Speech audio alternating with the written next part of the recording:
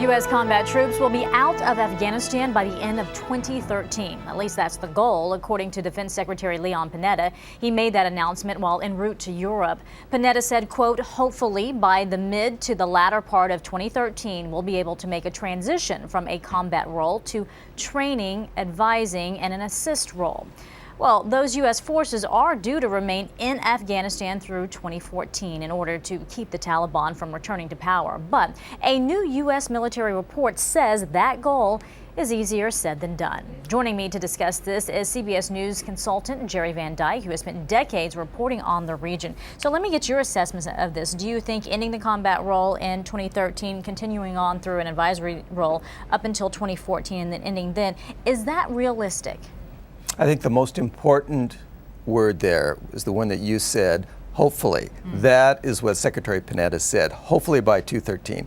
Is it realistic? According to the U.S. military, particularly Leon Panetta, yes. According to the report you just mentioned, which is a secret report, which was released in London to the London Times and to the BBC, it's absolutely the opposite. So what we have here is the Secretary of Defense, I think, trying to spin this a bit, trying to show the American public, particularly the Democrats, in all polls show that the American public wants out of Afghanistan, that we are going to do this. We are in what we call this transition phase.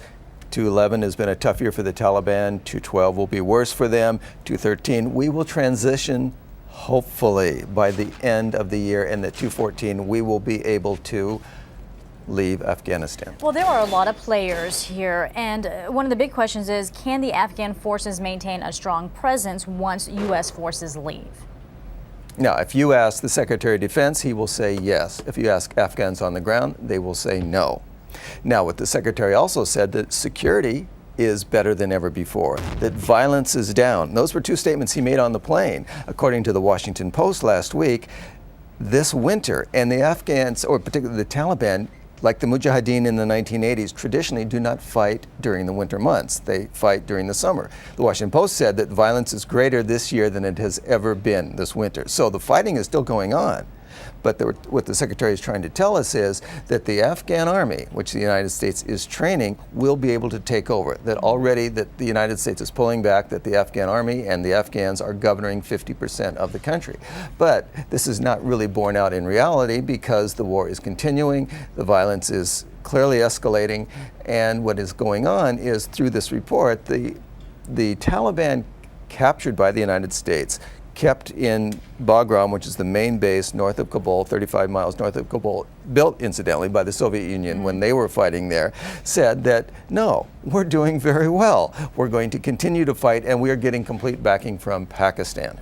But how credible are these detainees? Because they're not on the battlefield, and they've been continuing with the same message year after year after year. Everything you say is correct. Also, Secretary Panetta said, however, that what we have found is that the Taliban will fight as many soldiers as are there. The more soldiers we pull out, the fewer Taliban that will fight. So I do think that what they're saying is true, but equally what the Secretary said in this case is also true. So it's to America's advantage to pull out, therefore there will not be so many Taliban. The other big issue, which I think you probably want to talk about, is what role that their backers play.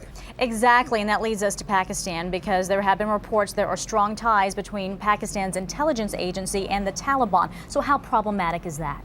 It's true. All my experiences over the years have indicated precisely that. And that goes back to the 1980s when Pakistan and the United States fought together, using the fathers of the Taliban to fight the Soviet Union. Let's look at this from Pakistan's point of view also. What their big fear is that the Pakistanis will be surrounded by India in Afghanistan. The Karzai government has made an arrangement already, a security arrangement with India, and the only thing that Pakistan, a much smaller country, 7 times smaller and a much smaller army, has to fight against India is the Taliban, like they used the Mujahideen in the 1980s. Therefore, from their point of view, the Taliban are necessary. The United States knows that.